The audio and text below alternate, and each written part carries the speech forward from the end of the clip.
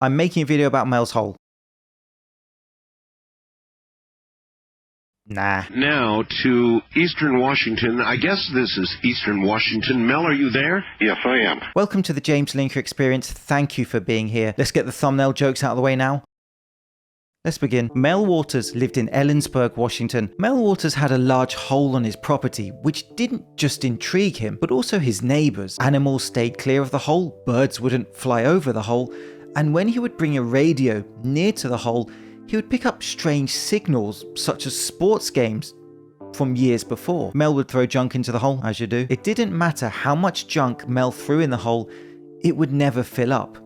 There was no sound, no echoes, nothing you would expect to see or hear according to our known laws of physics. Properly weird is a technical term. He started to investigate and things got strange fast. I got this thinking one day, how come this hole is not filling up? It must be an awfully deep hole. Mel didn't know how long the hole had been there, just his neighbours telling them they couldn't remember a time when it wasn't there. So Mel started to investigate. He tied fishing line after fishing line together to lower it down as far as possible. After several days of this meticulous task, Mel had put so much fishing line together that he sent it down 80,000 feet. That's 15 miles for you nerds. And despite the huge depth that he managed to probe, he hit nothing.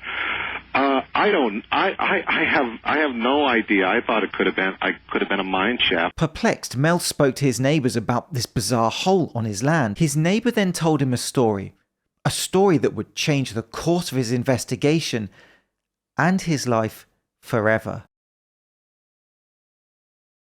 His neighbour said that a while ago his dog had died and he threw the body down the hole. Well, that's sweet. What's wrong with these people? At least throw your deceased dog in the swimming pool next door. Come on. But when Mel's neighbour woke up the next day, he opened his curtains and there was his dog running around on his land. Mel was no longer curious. He was terrified. He needed help. So on February 21st, 1997, Mel called into the radio show Coast to Coast with Art Bell, a hugely popular radio show with millions of listeners discussing strange phenomena. I've got Mel on the line. Mel's the guy with the never-ending hole, and we're going to ask him about it here in a moment. Mel explained online about the fishing line experiment, the junk that would never build up, the strange radio signals. He was calm, articulate, clearly someone in his right mind. Mel was not a raving lunatic, basically. He just didn't come across as the usual attention-seeking hoaxer. Well, my wife does work for a local university here, and, we've been talking to him about it. Whilst Mel received many useful tips from the audience, there was one thing that he didn't account for. Not all attention was wanted attention. Soon after his story went public, Mel returned home to find that he couldn't enter his land. The US military had blocked off access. There was armed people on my property. I couldn't get in. There was barricades there. There was already a whole bunch of yellow gear, your earth-moving equipment was... They told him that a plane had crashed on his land, that he could return when they're finished, or they can buy his land now. Mel refused and got confrontational. It was at that point when the mood changed. He was told in no uncertain terms, if we want, we can just take your land. Get out of here.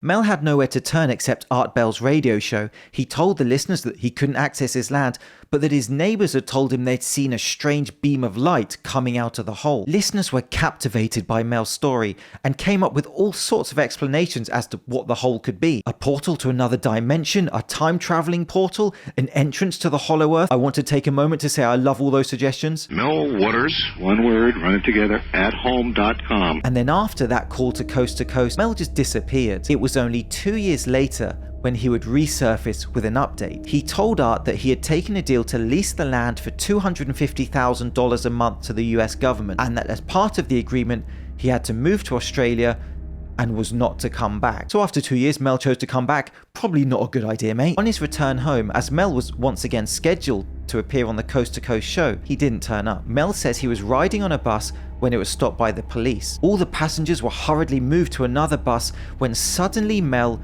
lost consciousness. Complete darkness. He wakes up in an alley in San Francisco. Goosebumps moment. He had injection marks in his arm. His teeth were missing. His bank account emptied. Well, he was warned. As Mel tried to reconnect with his wife who worked at a university in Washington, he just couldn't. She disappeared. Completely uncontactable, is that a word? And not only this, but Mel soon found out that he was seriously ill. He had cancer. As Mel managed to get himself together over time, he found out that his land had been taken by the military. There was now a no-fly zone over Mel's entire property. You can see proof here from TerraServer. The area that Mel claims he lived was now a white rectangle. The crew went up to Ellensburg after we did the last program and researched this.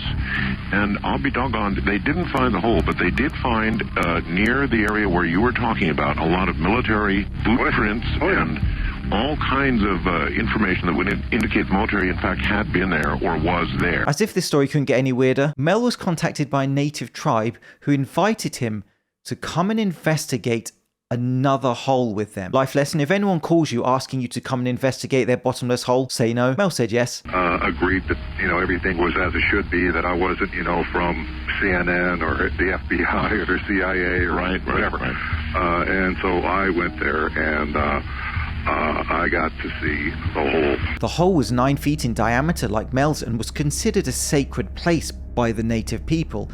It was warm to the touch and surrounded by a metal collar. Mel and the natives started their experiments. They kept a bucket of ice on the surface of the hole and lowered another bucket of ice down into the hole about 1,000 feet. As the ice on the surface melted, they raised the bucket out of the hole to find that that bucket of ice had not melted. And not just that, the ice had changed. It was now like blocks of salt. I got nothing. So the next logical step was to send a sheep down the hole. As they lowered the sheep down, it struggled and fought until it reached 1,000 feet. Then nothing. No movement, no sound, except a humming noise that they started to hear. As they brought the sheep up, it was lifeless. Right. Goes down 1,000 feet. Bring the sheep up. Sheep is dead. The natives studied the deceased sheep and they found that it had been cooked from the inside. Delicious. The sheep was also covered in what seemed to be a giant tumor, but not any tumor. This tumor then started moving. Mel's story is pretty fanciful, just how I like it. Do you want to know what happened next? As they cut the tumor open, out crawled a creature resembling a baby seal. I don't know whether to laugh or cry. I'll keep going. Thing that it's alive inside. It looks like a baby seal, like it had eyes of a human being. The creature was desperately trying to crawl back into the hole. Mel and the natives studied the creature for a few hours. Then Mel made the decision to pick up the creature with his bare hands and place it by the hole. It then jumped into the hole. Mel then started to feel different, and he soon found out that his cancer had been completely cured. Mel attributes his miraculous recovery to touching that creature. Mel Waters called into Coast to Coast multiple times, including once in the year 2000 and twice in 2002. After the second call in 2002, Mel was never to be heard from again. Well, that was intense. Here comes the boring bit. Are there any holes in the story about holes? Well, yes. At the end of stories like this, I'm going to give the other side of the story, the analysis, some criticisms, as that's a fair way to present it. There is no record of Mel Waters having lived in the area near Washington. There's no record of his wife ever having worked at the university. Were their identities scrubbed, as Bob Lazar says his was? Was the name Mel Waters a pseudonym to protect his identity?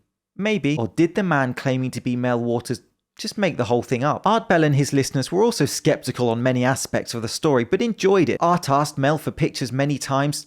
They never came. If I had a portal to another dimension in my back garden, I'm taking hard drive load photos of it. However, Art did verify that at the place where Mel claimed his land was, there was military activity going on. That's interesting. There is no actual definitive evidence of Mel's hole. People have tried to find it and we have pictures of holes purporting to be it. You can see the area Mel claims his land was on now on Google Earth. People have zoomed in and found this. People have even been to the land looking for it. And whilst they found interesting landscapes and a well that has a bottom, They have not yet managed to find the bottomless hole, but that won't stop them trying. His believers will argue, why would someone like this make up such an elaborate story? He never profited from it, he didn't sell merchandise or write a book. While his critics will point to the fact that there's just no evidence. Despite no one having heard from Mel for around 20 years, his story is still as big as ever. Is this just another fanciful tale, or did Mel Waters find a supernatural hole